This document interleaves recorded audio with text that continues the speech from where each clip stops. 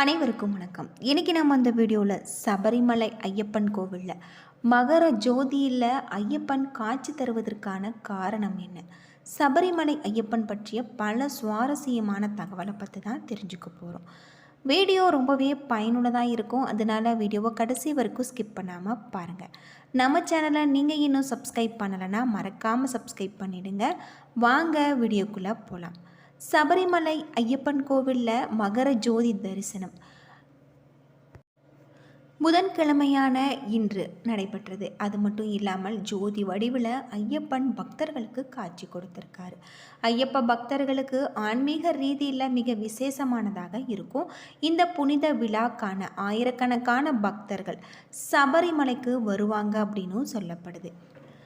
சபரிமலையில் இந்த நேரத்தில் பக்தர்களில் கூட்டம் அலைமோதும். அது மட்டும் இல்லாமல் ஐயப்பனுக்கு பிரார்த்தனைகளும் காணிக்கைகளும் வழங்கப்படும். மகர ஜோதியை தரிசனம் செய்வதன் மூலம் ஆசீர்வாதம் கிடைக்கும். கோவில் வளாகத்தில் பாரம்பரிய மந்திரங்கள் ஒலிக்கும். மகர விளக்கு என்பது ஒரு விழாவாக மட்டுமல்லாமல் நம்பிக்கையுடன் தொடர்புடைய ஒரு புனித பயணம். இந்த பக்தியை வெளிப்படுத்தும் பணிகளை செய்கிறதாக சொல்லப்படுது. சமூகங்களில் ஒற்றுமை நிலைந்திருக்கும் மற்றும் பழங்கால மரபுகளை உயிர்ப்புடன் வைத்திருக்கிறது. மகர விளக்கு 2026 ஆன்மீக ரீதியில் ஒரு சக்தி வாய்ந்த ஒரு நாளாக தான் சொல்லலாம். பக்தி, பாரம்பரியம் மற்றும் தெய்வ ஆசீர்வாதங்களில் நிறைவடைந்ததாகும்.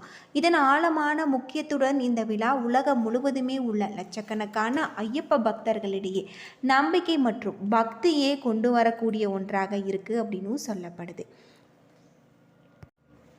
மகர ஜோதி என்பது சபரிமலை ஐயப்பன் கோவிலில் மகர சங்கராந்தி அன்று பொன்னம்பலம் மேடு மலையில் தோன்றும் தெய்வீக ஜோதி மற்றும் மகர ஜோதி. இது ஐயப்பனின் அருள் மற்றும் தரிசனத்திற்கான அடையாளமாக கருதப்படுது. மேலும் இது பந்தல அரண்மனையில் இருந்து வரக்கூடிய திரு ஆபரண பெட்டிகள் சபரிமலைக்கு வரும் அதே நேரத்தில் காந்த மலையில் ரிஷிகளால் ஏற்படும் ஜோதியாகும். வானில தெரியக்கூடிய மகர நட்சத்திரமாகவும் கருதப்படுது அப்படின்னே சொல்லலாம். சிவனுக்கும் மோகினி ஐயப்பன் விஷ்ணுவின் அவதாரம் மூலம் பிறந்தவர். உலக நலனுக்காக தவம் இருப்பதாகவும் மகர சங்கராந்தி நாளில் ஒருமுறை கண்களை திறந்து அருள் புரிவதாகவும் உறுதியளித்தார். அப்பொழுது பொன்னம்பலம் மேட்டில் ஒரு நட்சத்திரமாக தோன்றுவதாகவும் திரு ஆபரணங்கள் அணிந்து காட்சி தருவதாகவும் சொல்லப்படுது.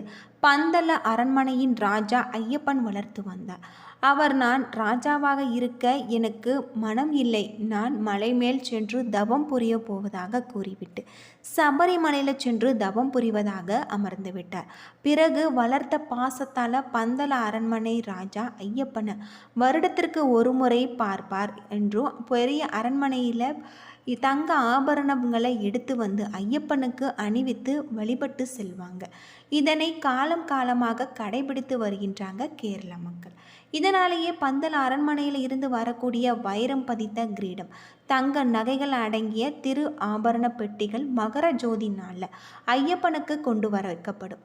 அவை ஐயப்பனுக்கு அணிவிக்கப்பட்டு ஜோதி தரிசனத்தின் போது மகர ஜோதிக்கு இணையாக கருதப்படும்.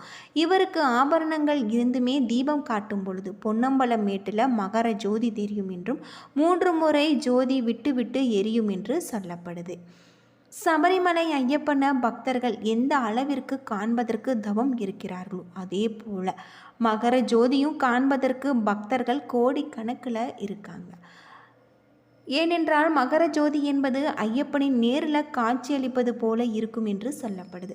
நம்முடைய கஷ்டங்களையும் துன்பங்களையும் ஐயப்பனிடம் சொல்லி முறையிட்டார் தங்களது கஷ்டத்தில் தீர்த்து வைப்பார் என்று ஒவ்வொரு பக்தர்களுமே மகர ஜோதியை காண்பதற்கு தவம் இருந்து மலையேறுகின்றாங்க. ஜோதி ஏற்றும் பொழுது சுவாமியே சரணமையப்பா என்று கோஷம் முழங்கியபடி பக்தர்கள் உணர்ச்சிகளை வெளிப்படுத்தி அந்த ஜோதியை கையெடுத்து கும்பிட்டு தம் மனமார்ந்த கஷ்டங்களையும் நஷ்டங்களையும் கண்முன் நிற்கும் ஐயப்பனிடம் வேண்டிக் கொள்வாங்க அப்படின்னு சொல்லப்படுது.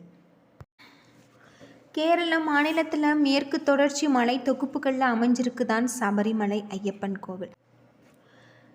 கிட்டத்தட்ட 468 மீட்டர் உயரத்தில் இருக்குது. மூலவர் ஐயப்ப சுவாமி பிரதான காலத்தில் 9 விதமான பாசனங்களை கொண்டு உருவாக்கப்பட்ட நவபாசான சிலையில் இருந்தது எனவும் மரகதக்கல் கொண்டு செய்யப்பட்ட சிலை எனவும் இருவேறு கருத்துக்கள் இருக்கிறதாக சொல்லப்படுது.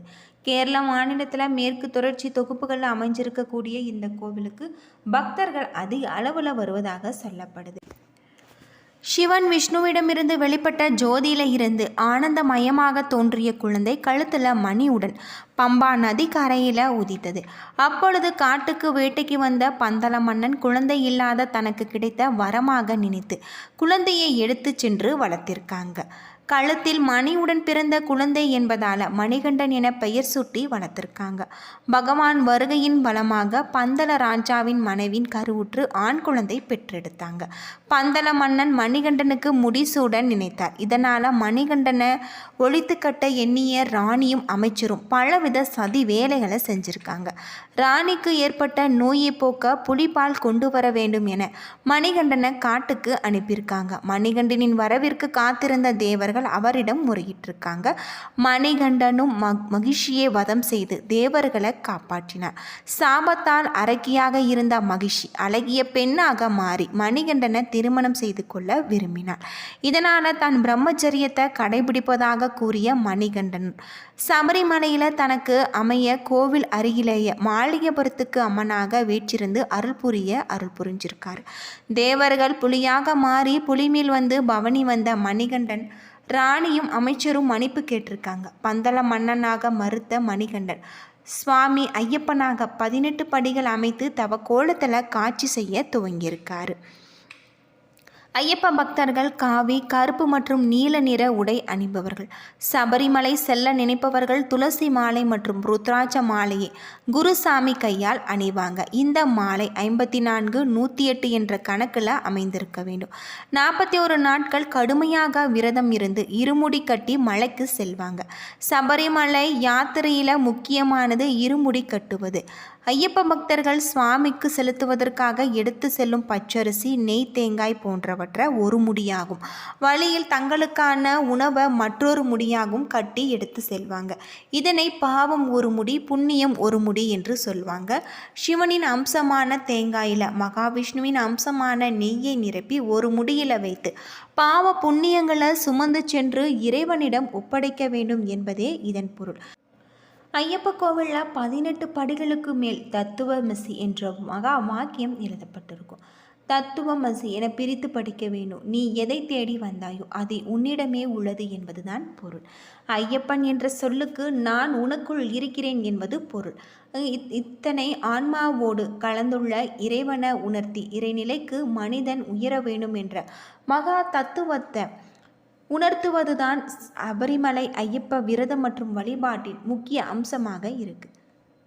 நீண்ட நாட்களாலும் கெட்டுப்போகக்கூடாது என்று ஐயப்பனுக்காக பந்தல மன்னன் எடுத்து சென்ற அரவணை பாயாசம், உன்னியப்பம் போன்றவைகளே தற்போது வரை சபரிமலையில் பக்தர்களுக்கு பிரசாதமாக கொடுக்கப்பட்டு வருது. இதில் அரவணை பாயாசம் என்பது பச்சரிசி, வெல்லம், நெய் சேர்த்து செய்யப்படுவதாகும். பக்தர்கள் இடுமுடியில் கொண்டு செல்லும் தேங்காயில் நெய்யை ஐயப்பனுக்கு அபிஷேகம் செய்து ஐயனின் திருமேனி தீண்டிய நெய்யினை பிரசாதமாக பக்தர்களுக்கு தராங்க.